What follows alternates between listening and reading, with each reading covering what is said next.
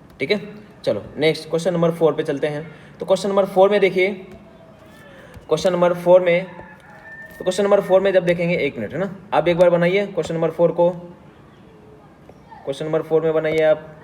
हाँ, तो question number 4 का सबसे पहले पेरेंट चेन का सिलेक्शन, तो चलो पेरेंट चेन का सिलेक्शन कर लेते हैं सर।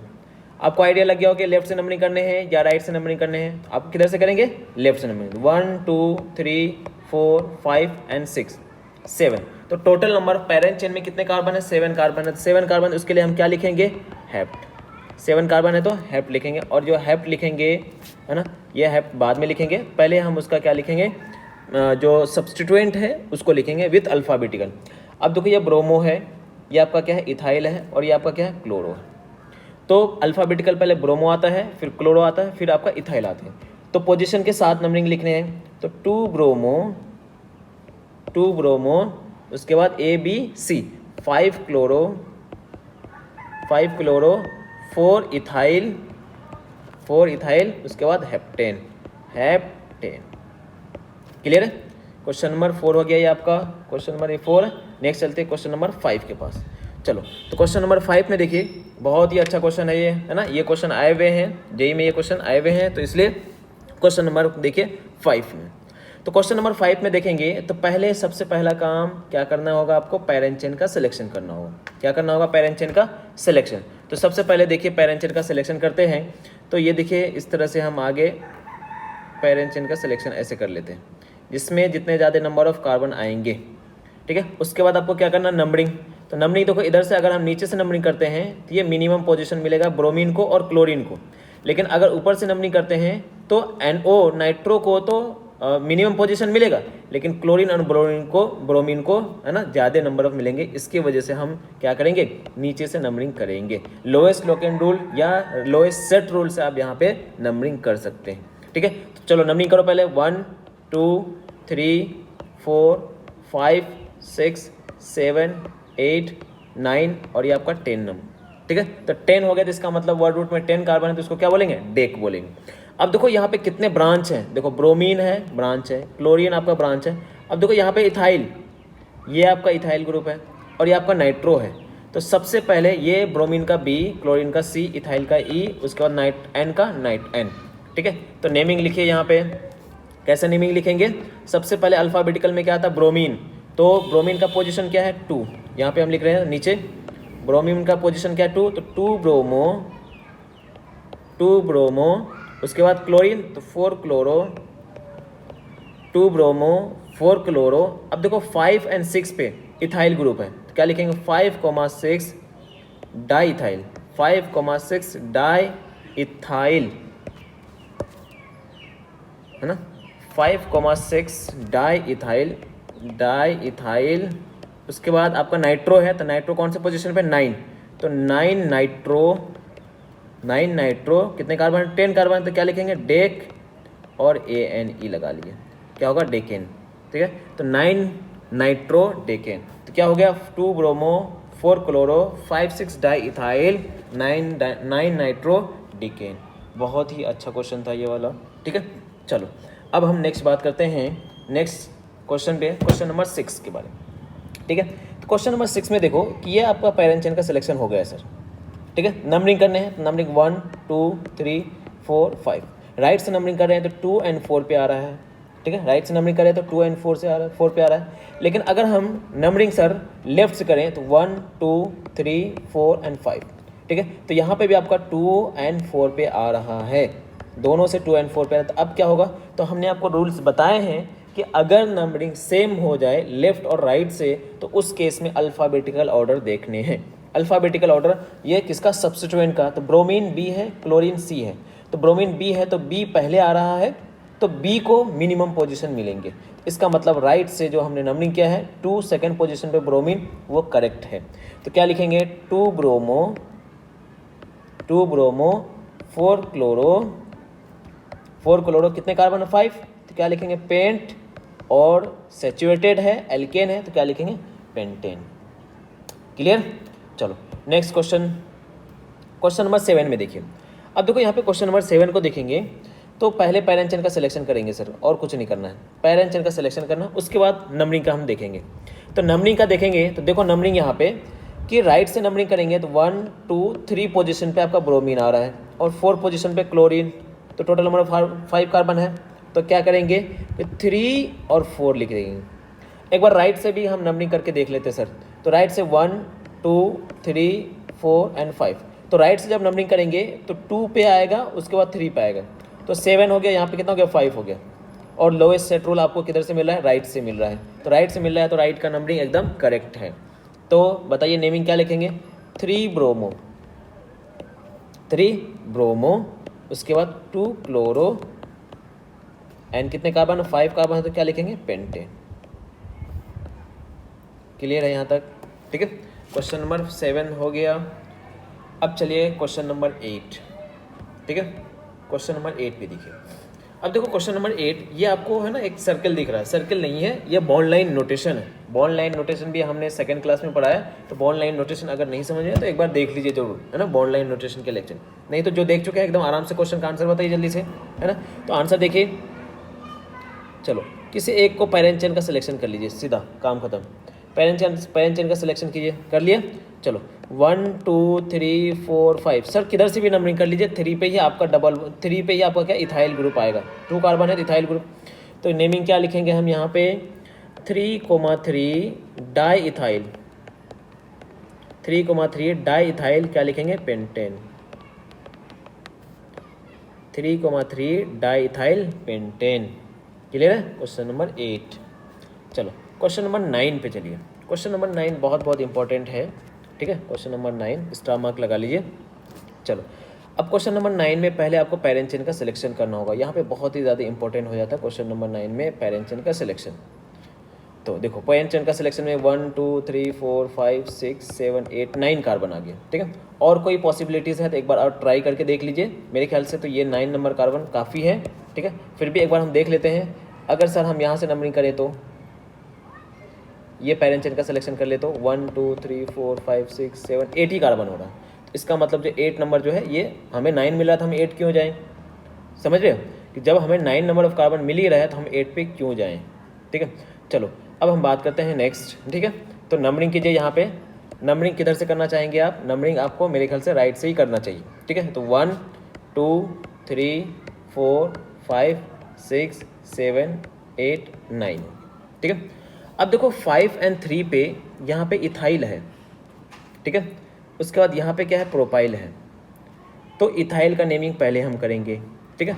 इथाइल में भी एक और ब्रांच चेन है, तो ब्रांच पे ब्रांच है, यहाँ पे देखो ब्रांच पे ब्रांच है। तो पहले इथाइल वाले की नेमिंग कीजिए। 2 पे आपका क्या है, इथाइल, 2 इथाइल। अब इथाइल में भी इस वाले ब्रांच में भी आपका एक ब्रांच है, इसका भी नंबरिंग करना होगा। तो 2 इथाइल में पहले आप ब्रांच का नेमरिंग करते हो। 2 1 methyl, 1 methyl ethyl, 1 methyl ethyl हो गया। ये थर्ड का हो गया, सॉरी ये थर्ड नंबर पे है, जो ये आपका है ये थर्ड नंबर पे है, ठीक है। तो 3 1 मिथाइल इथाइल हो गया। अब चलते हैं 5 नंबर पे। तो 5 नंबर पे देखो प्रोपाइल है, प्रोपाइल में भी एक और क्या आपका ब्रांच है। तो 1 2 3। तो 5 पे पहले आप ब्रांच के ब्रांच का नेम कीजिए। तो 1 मिथाइल प्रोपाइल, 1 मिथाइल प्रोपाइल। उसके बाद टोटल पैरेंट चेन में कितने कार्बन, 9 है। क्या लिखेंगे, नॉन नेन, नॉन ANE लगाने हैं, ठीक है। तो ये हो गए आपके किसके, कि नेमिंग ऑफ एल्केन के नेमिंग हो गए, ठीक है।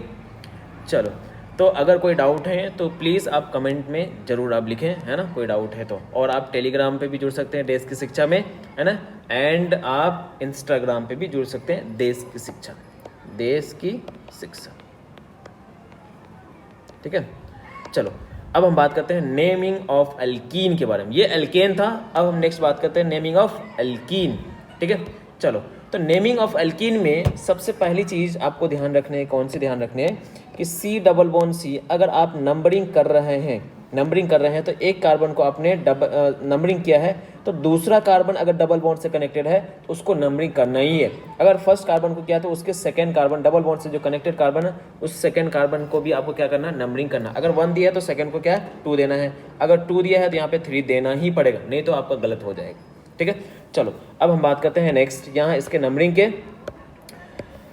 नेमिंग के बारे में, सॉरी, है ना, ठीक है। चलो, तो यहाँ पे क्या लिखा है देखो कि C double bond C must get lowest possible conjugative number. Conjugative number lowest possible तो है ही, उसके बाद कंजुगेटिव, एक के बाद एक जो है कार्बन जो कनेक्टेड डबल बॉन्ड से कनेक्टेड कार्बन है उससे आपको क्या करना है, कंजुगेटिव नंबर देने हैं, ठीक है। चलो, सबसे पहला नेमिंग की बात करते हैं। तो ये तो बहुत ईजी है सर, एल्कीन है, इसका सफिक्स होगा ENE। एल्कीन है तो सफिक्स क्या होगा, ENE हो जाएंगे।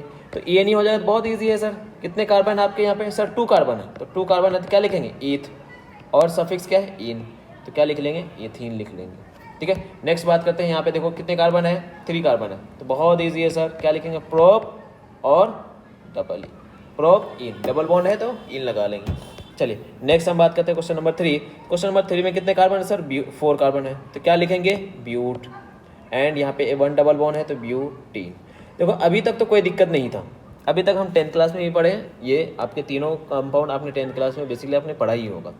लेकिन अब जब हम चलेंगे नेक्स्ट कंपाउंड के पास, अगर डबल बॉन्ड का पोजीशन थोड़ा सा भी चेंज हो जाए, डबल बॉन्ड का पोजीशन थोड़ा सा भी अगर चेंज हो जाए, तो फिर अगर आप पोजीशन के साथ नहीं लिखेंगे तो फिर आपका आंसर गलत हो जाएगा।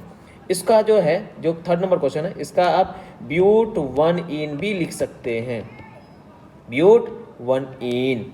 एंड दूसरे वाले में अगर आपने ब्यूटीन लिखा है, ओनली आपने ब्यूटीन लिखा, तो ये आपका आंसर गलत हो जाएगा, ठीक है। क्या होगा, ब्यूटीन अगर आपने लिखा है तो आंसर गलत होगा। तो इसके लिए हमें पेरेंट चेन तो सिलेक्शन तो दिख ही रहा होगा, लेकिन इसके साथ साथ पेरेंट चेन से ही काम नहीं चलने वाला है।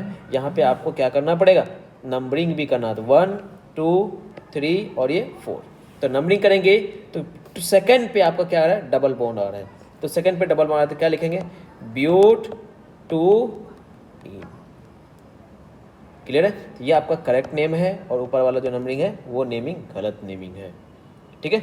चलो नेक्स्ट कंपाउंड देखिए, नेक्स्ट कंपाउंड क्वेश्चन नंबर 5 में देखिए, तो 5 में देखेंगे तो यहाँ पे कितने कार्बन है, 4 कार्बन है सर, लेकिन डबल बॉन्ड कितने, 2 टाइम्स आपका डबल बॉन्ड है, तो 2 टाइम्स डबल बॉन्ड है, तो यहाँ पे नेमिंग में थोड़ा सा चेंज हो जाएगा, क्या, वर्ड रूट में चेंज हो जाएंगे, क्या हो जाएंगे, वर्ड रूट में आपको ए लग जाएंगे, वर्ड रूट में क्या लग जाएगा, ए।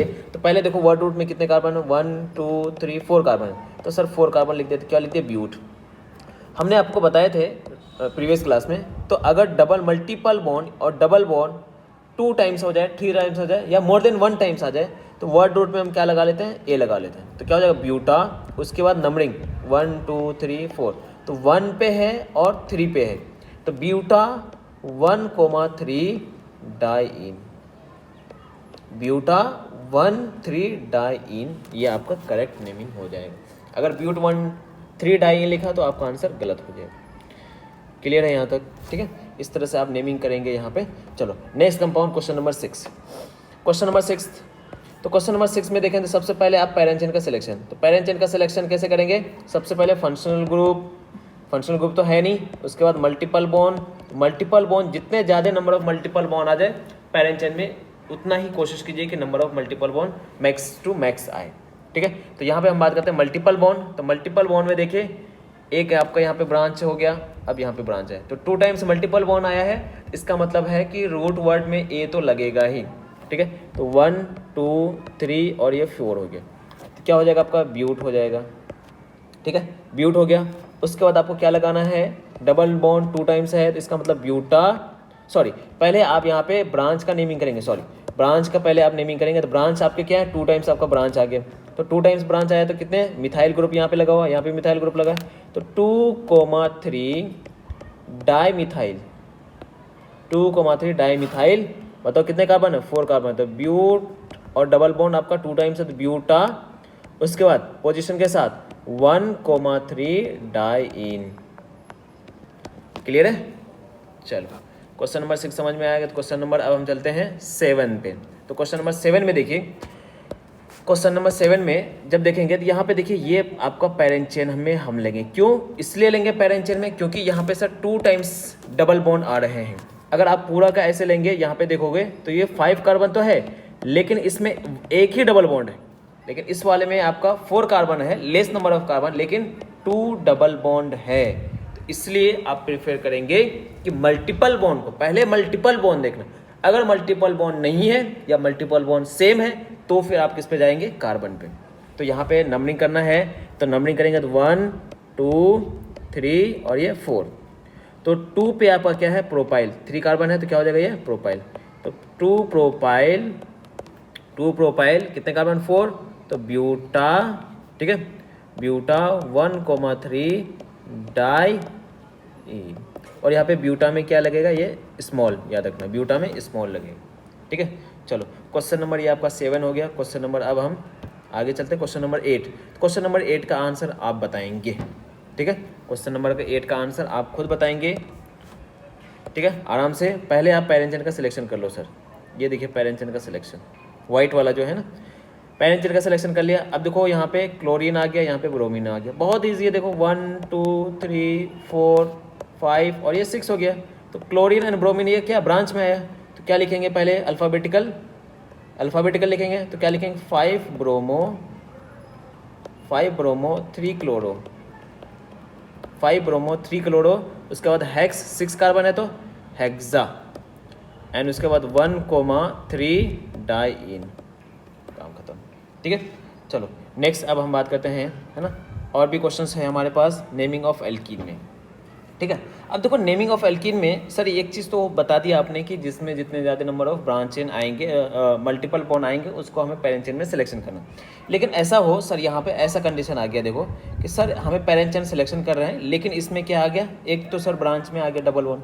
पॉसिबल ही नहीं है कि पेरेंट चेन में आए तीनों डबल बॉन्ड, ऐसा पॉसिबल ही नहीं दिख रहा है सर कि ये किस में आए, अपने पेरेंट चेन में आए। तो उस केस में कहीं ना कहीं नेमिंग थोड़ा सा चेंज हो जाएगा। क्या कि अगर डबल बॉन्ड है, बोले तो एल्कीन है, अगर एल्कीन पेरेंट चेन में आ जाए, सॉरी ब्रांच चेन में आ जाए, मीन्स 1 हाइड्रोजन जब रिमूव हो जाएंगे तो वहाँ एल्कीन की जगह पे क्या हो जाता है, एल्कीनाइल। जैसे आपका एल्काइल होता है, जैसे एल्केन होता है, एल्केन से 1 हाइड्रोजन अगर रिमूव हो जाते हैं, 1 हाइड्रोजन कम होते हैं, तो उसको क्या लिखते हैं, अल्काइन लिखते हैं। तो उसी तरह से यहाँ पे अल्काइल लिखते हैं, सॉरी क्या लिखते हैं, अल्काइल लिखते हैं, ठीक है, एक सेकेंड, ठीक है, अल्काइल लिखते हैं। तो हाँ एक सेकेंड, ठीक है, अल्काइल लिखते हैं। तो यहाँ पे क्या होगा आपका एल्काइल, है ना, ये काम नहीं कर रहा है, कोई बात नहीं। इसका क्या होगा, एल्केन से 1 हाइड्रोजन रिमूव करेंगे तो क्या होगा आपका, एल्काइल हो जाएगा, ठीक है। तो जैसे मीथेन है तो मिथाइल, इथेन है तो इथाइल हो जाता है। उसी तरह से यहाँ पे एल्कीन है तो इथीन है तो क्या हो जाएगा आपका, इथेनाइल हो जाएगा, ठीक है। तो नंबरिंग कीजिए 1 2 3 4 5, किधर से भी नंबरिंग करेंगे कोई दिक्कत नहीं होगा, है ना, नंबरिंग दोनों साइड से सेम यार, 1 2 3 4 एंड 5, ठीक है। तो 3 पे आपका क्या आएगा, इथेन, इथीन है तो नाम क्या हो जाएगा, इथीन नाइल हो जाएगा, ठीक है। तो 3 इथीन नाइल। उसके बाद कितने कार्बन है, 5 कार्बन है, तो क्या लिखेंगे, पेंटा के साथ साथ डबल बॉन्ड आपका 2 टाइम्स है, तो क्या लिखेंगे, पेंटा 1,4 डाइइन। क्लियर है, ठीक है। तो इस तरह से आप यहाँ पे नेमिंग करेंगे, ठीक है। चलो नेक्स्ट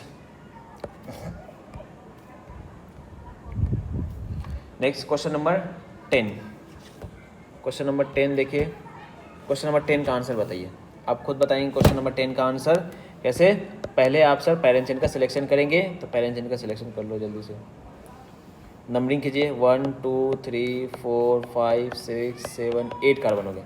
अब ये देखो क्या है, प्रोपेनाइल, प्रोपेन है ना, तो प्रोपेन में आपको नंबरिंग करना है 1 2, तो इसका नेमिंग लिखेंगे 3 प्रोपीन।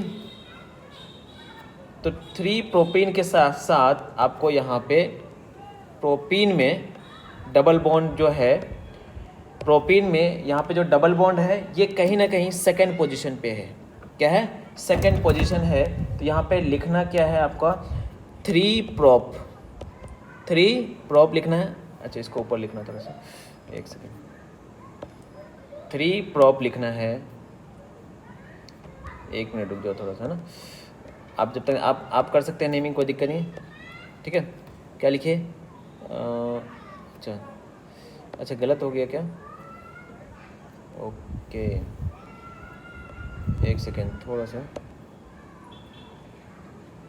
हाँ ये दिख नहीं रहा है अपने को, अच्छा कोई बात नहीं, ठीक है। अब देखो यहाँ पे बीच में है ना, तो यहाँ पे नेमिंग कर सकते हैं आराम से, है ना। तो यहाँ पे नेमिंग कीजिए जल्दी से। क्या लिखना है आपको, क्या बता रहे थे आपको, 3 प्रोप है ना 2 इनाइल, क्योंकि सेकंड पे आपका क्या डबल बॉन्ड है सेकंड पे, तो 3 प्रोप 2 इनाइल। अब कितने कार्बन है, 8 कार्बन है, तो क्या लिखेंगे ऑक्टा। और यहाँ पे 3 टाइम्स, सॉरी 1 2 3 और 4 टाइम्स आपका डबल बॉन्ड है। तो पोजीशन देखो, फर्स्ट पे आपका डबल बॉन्ड है, उसके बाद 3 पे डबल बॉन्ड है, उसके बाद 5 पे है, उसके बाद 7 पे है। तो कितने टाइम्स है, 4 टाइम्स। तो 4 टाइम्स तो क्या लिखेंगे, टेट्राईन। क्लियर है, टेट्राईन आपको लिखने हैं। चलो अब हम नेक्स्ट बात करते हैं, ठीक है। ये हो गया आपका नेमिंग। चलो नेक्स्ट, अब नेमिंग ऑफ अल्काइन। जिस तरह से हमने अल्कीन के नेमिंग किए, उसी तरह से हमें नेमिंग किसके भी करने हैं, अल्काइन के भी नेमिंग करने हैं, ठीक है। बहुत अच्छे अच्छे क्वेश्चन हमने कर लिए यहाँ पे। अब हम नेक्स्ट बात करते हैं नेमिंग ऑफ अल्काइन। तो नेमिंग ऑफ अल्काइन में सेम फंडा हमें अप्लाई करने हैं जिस तरह से हमने अल्कीन में किए, बट डिफरेंस क्या है, यहाँ पे अल्काइन है YNE आ जाएगा, और वहाँ पे क्या आएगा आपका ईन था, वहाँ पे क्या था आपका ईन था। तो यहाँ पे भी आपको सेम फंडा अप्लाई करना है। तो कितने कार्बन है, 2, तो क्या लिखेंगे नेमिंग, 8th लिखेंगे, फिर उसके बाद YNE लिखो 8th, उसके बाद क्या लिखना है आपको YNE लिखो। सेकंड नंबर में क्या है, 3 कार्बन है, तो क्या लिखना है प्रोप YNE, प्रोपाइन हो गया, ठीक है। नेक्स्ट हम बात करते हैं, नेक्स्ट क्या है, थर्ड नंबर। तो थर्ड नंबर में देखिए कितने हैं, 4 कार्बन है, तो 4 कार्बन है तो क्या लिखेंगे ब्यूट आइन। क्लियर है। चलो नेक्स्ट क्वेश्चन नंबर 4।